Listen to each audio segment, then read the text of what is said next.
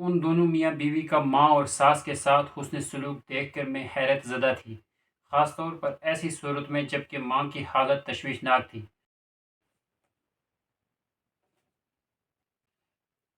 بسم اللہ الرحمن الرحیم۔ السلام علیکم ورحمۃ اللہ وبرکاتہ۔ الحمدللہ رب العالمین، الصلاۃ والسلام علی رسول النبی الکریم۔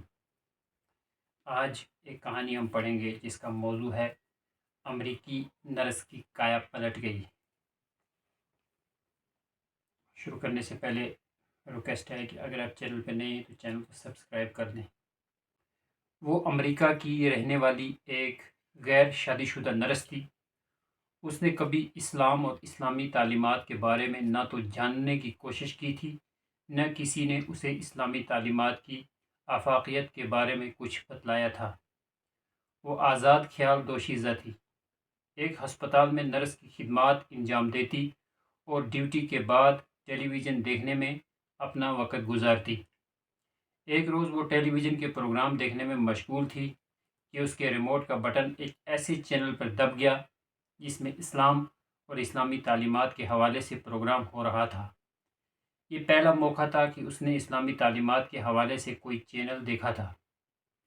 اس نے نہ چاہتے ہوئے بھی تھوڑے وقت کے لیے ہی صحیح اسلامی تعلیمات پر مبنی پروگرام کا بغور مشاہدہ کیا، مگر اس پروگرام میں کوئی بات اسے ایسی نہیں لگی جو متاثر کن ہو۔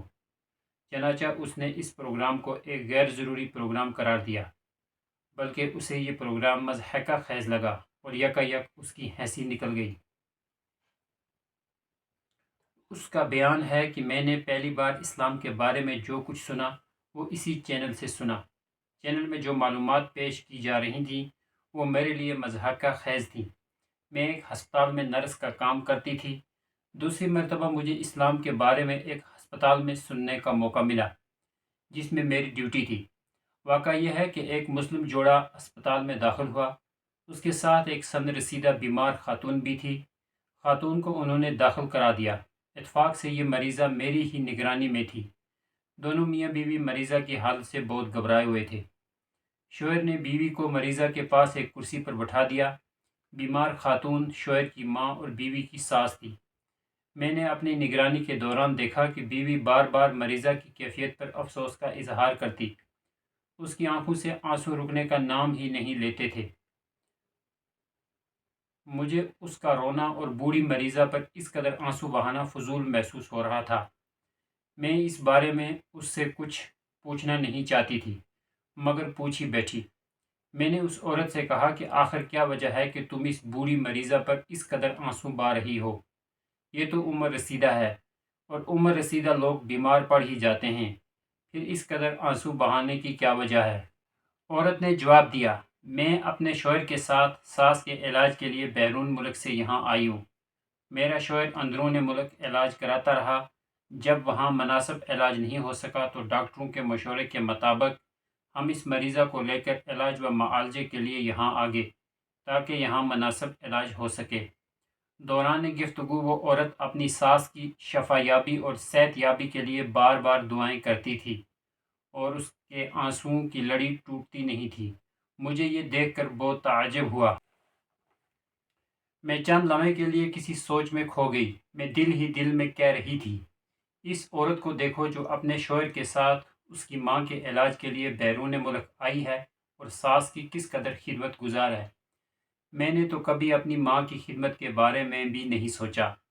4 ماہ ہو گئے ہیں میں نے اپنی ماں سے ملاقات تو کجا اس کی خیریت معلوم کرنے کی بھی زحمت نہیں کی، بلکہ آج بھی میرے دل میں اپنی ماں سے ملاقات کا کوئی ارادہ نہیں ہے۔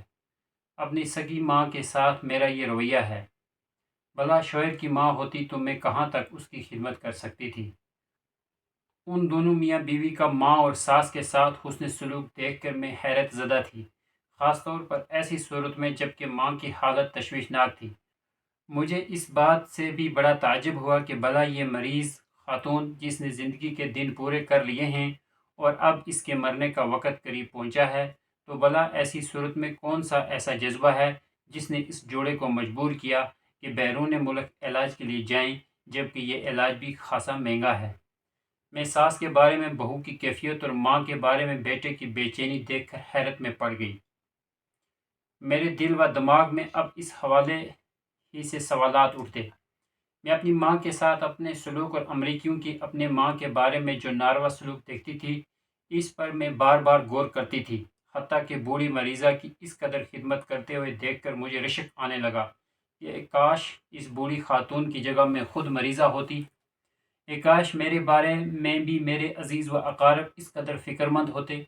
مجھے اس بات سے بھی سخت تعجب ہو رہا تھا کہ جب سے میاں بیوی نے اپنے مریض کو ہسپتال میں داخل کیا تھا، اسی دن سے انہیں اپنے ملک سے بار بار ٹیلی فون آ رہے تھے کہ کوئی ان سے مریض کی حالت پوچھتا، کوئی ان کی حالات دریافت کرتا، کوئی اپنی ہمدردی جتاتا، کوئی اپنی خدمات پیش کرنے کی یقین دہانی کراتا۔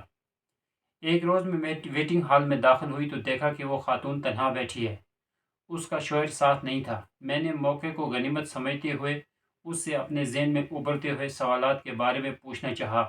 اس نے میری باتیں سننے کے بعد اسلام کے حوالے سے بہت ساری مفید باتیں بتلائیں اور اسلامی تعلیمات میں والدین کے حقوق و احترام کی اہمیت پر روشنی ڈالی۔ میں نے حقوق والدین کے بارے میں اسلام کی پاکیزہ تعلیمات سنی تو میرے کان کھڑے ہو گئے۔ میں اپنے آپ کو کوس رہی تھی کہ میں کس قدر بد نصیب ہوں کہ آج تک مذہب اسلام کی تسکین بخش روحانیت بری تعلیمات سے کوسوں دور تھی۔ والدین کے حقوق سے متعلق کس قدر صاف ستھری اور دل کو لگنے والی اسلامی تعلیمات ہیں۔ یہ پہلا موقع تھا کہ میرے اندر اسلام کی محبت کا جذبہ بیدار ہوا اور اسلام کے حوالے سے معلومات حاصل کرنے کی طلب پیدا ہوئی۔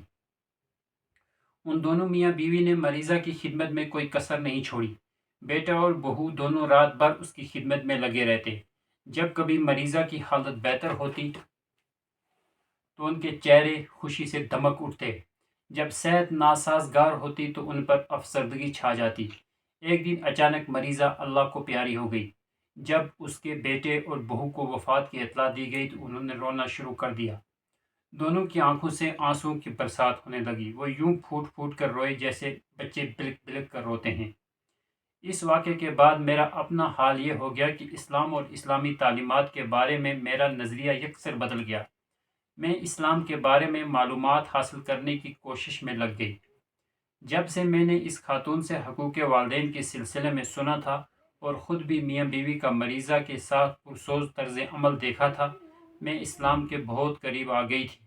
میں نے اپنے نمائندے کو ایک اسلامی مرکز میں بھیج کر حقوق والدین کے موضوع پر کتابیں منگوائیں اور مطالعہ شروع کر دیا۔ جوں جوں میرا مطالعہ وسیع ہوتا گیا، میں اسلام کی طرف بڑھتی چلی گئی۔ والدین کے حقوق کے حوالے سے جب میں کتابوں کا مطالعہ کرتی تو میں خود کو ایک بوڑھی ماں خیال کرتی اور تصوراتی دنیا میں چلی جاتی۔ مجھے محسوس ہوتا کہ میں ایک عمر رسیدہ ماں ہوں اور میرے ارد گرد میرے بچے ہیں جو میری بے انتہا خدمت کر رہے ہیں اور مجھ سے اپنی ہمدردی اور محبت کا اظہار کر رہے ہیں۔ اسلام میں ماں باپ کے حقوق کی تعلیمات پڑھ کر ہی مجھے اسلام سے شدید محبت ہو گئی۔ چنانچہ میں نے قبول اسلام کا اعلان کر دیا۔ میں نے اسلام کی جملہ روح پرور تعلیمات اور اس کے پاکیزہ اسباق پڑھے بغیر صرف والدین کے حقوق ہی کے حوالے سے معلومات حاصل کر کے قبولیت اسلام کا اعلان کر دیا۔ حقوق والدین کے علاوہ میں نے اسلام کی دوسری تعلیمات کا مطالعہ نہیں کیا تھا۔ الحمدللہ آج میں ایک مسلمان خاتون ہوں۔ اللہ کے فضل و کرم سے میں نے ایک انتہائی شریف النفس صالح مسلمان سے شادی بھی کر لی ہے۔ اس سے میری اولاد بھی ہوئی ہے۔ میں برابر اس کی ہدایت و توفیق کی دعائیں کرتی رہتی ہوں۔ آج میں عبد الملک ہوں۔ آپ سے گزارش ہے کہ آپ جہاں بھی ہوں مجھے اپنی دعاؤں میں ضرور یاد رکھیں۔ میری اور میری اولاد کی ثابت قدمی کے لیے دعا کرنا نہ بھولیں۔ سبحانک اللہم و بحمدک واشہد ان لا الہ الا انت استغفرک و اتوب الیک۔ سبحان ربک رب العزت عما یصفون وسلام علی المرسلین الحمد للہ رب العالمین۔